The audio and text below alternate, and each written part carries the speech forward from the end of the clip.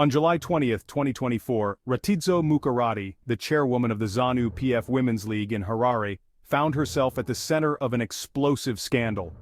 Explicit photos, allegedly depicting Mukarati, surfaced online and spread like wildfire.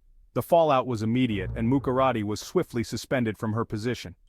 This incident has ignited a storm of controversy within Zimbabwe's ruling party, ZANU-PF. Now here's where it gets even more complicated. There are unverified claims that link Mukarati to none other than President Emmerson Mnangagwa. Speculation is also swirling around the possible involvement of First Lady Auxillia Mnangagwa. So what does this mean for Zimbabwe's political landscape? This scandal has brought to the forefront issues of privacy, gender dynamics and political ethics within the country. Many are questioning how such private photos could be leaked and who might benefit from Mukarati's fall.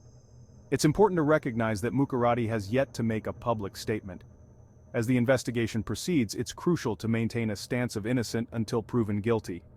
However, this scandal isn't just about one person. It raises broader questions about how women in politics are treated, and the lengths to which political opponents might go to discredit each other.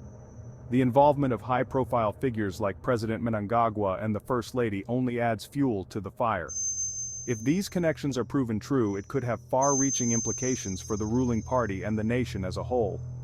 The investigation will hopefully shed light on the truth, but until then, the court of public opinion is in overdrive.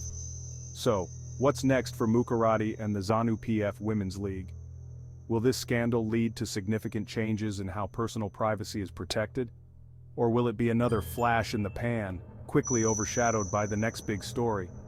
Only time will tell, but one thing's for sure, this scandal has already left a mark on Zimbabwean politics.